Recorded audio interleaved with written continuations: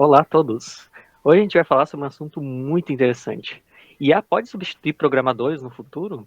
O meu nome é William e eu vou começar dando para vocês uma breve introdução à base desse questionamento, que é o GPT-3. O GPT-3 é um sistema desenvolvido pela OpenAI, baseado em aprendizagem de máquina profundo, que possui a capacidade de escrever vários textos como se fossem escritos por pessoas.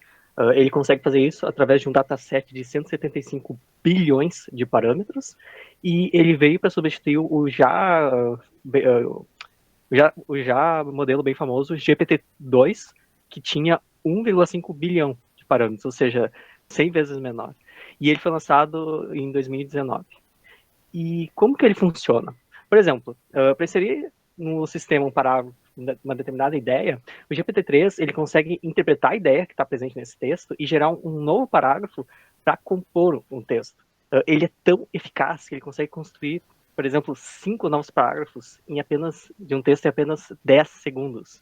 E isso acontece por causa do uso de algoritmos estatísticos que já foram identificados em outras publicações feitas por pessoas e que estão disponíveis na internet. O GPT-3, então, ele se baseia nos modelos que já existem e acaba construindo modelos utilizando a mesma linha de raciocínio usada nos modelos que estão disponíveis. E para que eu posso usar? Onde eu posso usar? Dá para usar como chatbox, para correção de gramática, para geração de código, entre outras coisas. E no nosso trabalho, a gente vai focar nesse último uso, na geração de código. Meu nome é Vinícius, eu vou falar um pouco das capacidades do GPT-3. Primeiro, falar um pouco sobre o crescimento absurdo dos modelos criados ano a ano. Primeiramente, ele começou com 110 milhões de parâmetros, a segunda versão já veio com 1,5 bilhões, e a terceira, com crescimento enorme, veio com 180 bilhões. Para comparar, a segundo maior modelo de processamento seria a Turing NLG, possui menos de 1/10 dos parâmetros da GPT-3, com apenas 17 bilhões. Aqui a gente vê um exemplo, no caso, o código dado pelo programador ou pela pessoa que está avaliando, é o que está escrito em verde, e em vermelho é o que a própria IA gera.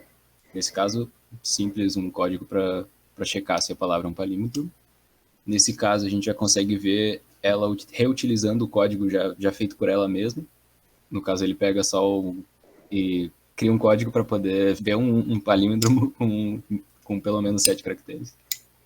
E, por último, a gente pode olhar um pouco sobre as limitações assim, dessa parte, pois se a linguagem natural não está muito bem descrita, pode gerar ambiguidade e acabar a IA não entendendo muito bem o que deve ser feito.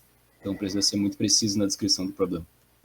Meu nome é Renan, e como o Vinícius falou, sobre as limitações, existe essa ambiguidade demonstrada nesse último exemplo, e por causa disso, a especificação do que fazer deve ser em nível bem baixo de abstração. Então, não é possível gerar sistemas inteiros diretamente. E a conclusão que a gente chega é que, em resumo, o GPT-3 não é suficiente para substituir programadores, mas ele mostra potencial grande como ferramenta. Pode ser usado para agilizar o desenvolvimento. E, além disso, o número de parâmetros ele pode ser aumentado mais ainda no modelo, nas novas versões, né, as versões futuras, e vai mostrar um potencial ainda maior. Mas, por outro lado, existem riscos como a criação de fake news e outros usos maliciosos. No futuro, a gente vê uma preocupação da Microsoft em relação a isso, porque o modelo ele não vai ser open source. Então, a Microsoft ela tem acesso exclusivo e o uso por parte do público vai ser só através de uma API com limitações e controlada para não permitir esses usos maliciosos que já são conhecidos. Nesse slide a gente tem algumas referências e muito obrigado.